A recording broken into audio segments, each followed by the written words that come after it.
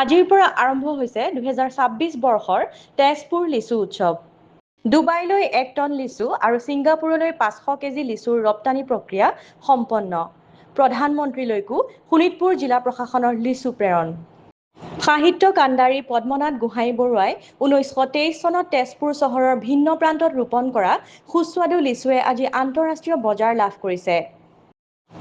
বছৰৰ এই সময়ছোৱাত বিলাতী, বোম্বাইয়া, ইলাচি, চাহি লিচু বিচাৰি তেজপুৰৰ লিচু বাগানসমূহত ভিৰ কৰে ৰাজ্যৰ ভিন্ন প্ৰান্তৰ গ্ৰাহকে।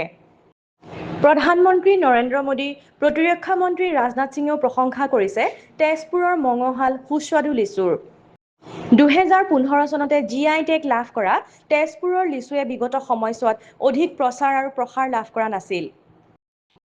পদ্মনাথ গোহাঁই বৰুৱাই লিচু ৰোপণ কৰাৰ 100 বছৰ অতিক্ৰম কৰাত যোৱা বছৰৰ পৰা শোণিতপুৰ জিলা প্ৰশাসনে তেজপুৰত আৰম্ভ কৰে লিচু উৎসৱ।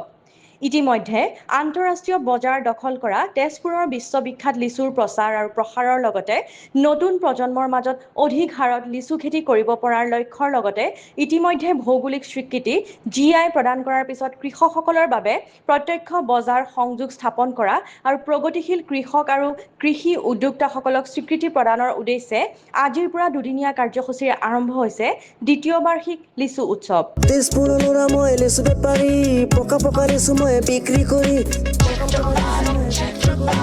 তেজপুৰৰ ল'ৰা মই লিচু বেপাৰী, পকা পকা লিচু মই বিক্ৰী কৰি।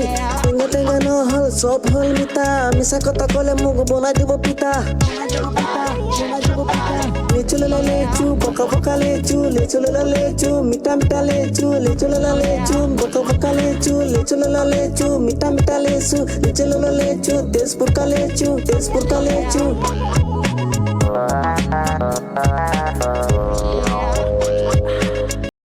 ভাৰতবৰ্ষৰ কথা মই কওঁ, মই পৃথিৱীৰ লিচু খোৱা নাই, কিন্তু তেজপুৰৰ লিচুৰ সোৱাদটো ভাৰতবৰ্ষৰ অন্যান্য ৰাজ্যত মই নাপাওঁ, পোৱা নাই। মই দিল্লীতো খাইছোঁ, বেলেগ বেলেগ জেগাতো খাইছোঁ, কিন্তু ইয়াৰ যিটো তেজপুৰৰ যিটো সোৱাদ আছে সেই সোৱাদটো বেলেগ ভাৰতবৰ্ষৰ অন্যান্য ৰাজ্যত নাই। গতিকে আমাৰ জিলা প্ৰশাসনৰ সৌজন্যত আমাৰ যিটো 6 আৰু 7 তাৰিখে যিটো লিচুৰ যিটো উৎসৱ ফেষ্টিভেল পাতিছে ইয়াৰ প্ৰচাৰ প্ৰসাৰৰ কাৰণে আৰু খেতিয়কসকলক উদগনি কৰাবৰ কাৰণে আৰু বায়াৰ চেলাৰ যিটো মিট, গতিকে ইয়াত প্ৰশংসনীয়।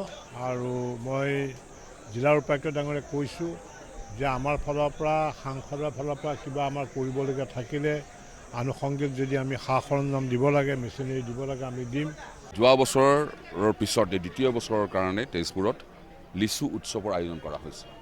এই লিচু উৎসৱৰ আয়োজন কৰাৰ কাৰণটো হৈছে তেজপুৰৰ যি লিচু, এই লিচুৰ সোৱাদ আৰু তেজপুৰৰ লিচুৰ যিটো পৰিমাণ ডাঙৰ, এই তাৰ অন্য লিচুৰ লগত নিমিলে আৰু তাৰ গুণগত মানদণ্ড বহুত ওপৰত।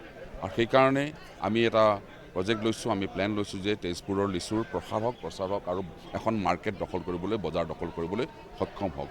আমাৰ অনাবল CMC যিটো আৰম্ভ কৰিছে 2023 চনত লণ্ডনলৈকে গৈছিলে। এইবাৰ আমাৰ কালিৰ ভিতৰত আমাৰ যাব প্ৰায় 1 টন আমাৰ আৰৱলৈকে যাব আৰু আমাৰ ছিংগাপুৰলৈকে কালি আমাৰ যাব। ইয়াৰ বাবে আমি প্ৰধানমন্ত্ৰী অফিচলৈকে আমাৰ প্ৰায় 100 পেকেট আমি লিচু পঠাম।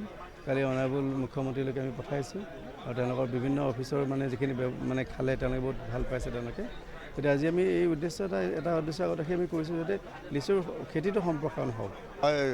মই 2009 চনৰ পৰা ষ্টাৰ্ট কৰিছিলোঁ আৰু প্ৰায় এতিয়া 600 জোপা লগোৱা হৈছে, গোটেইখিনি হোৱা নাই।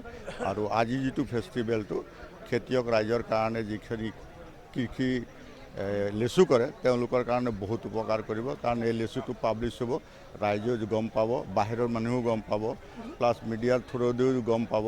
এনেই আমাৰ লিচুটো, তেজপুৰৰ লিচুটো বিখ্যাত যিহেতুকে বাহিৰত যায়, সেইটোতো 100% চিয়'ৰ।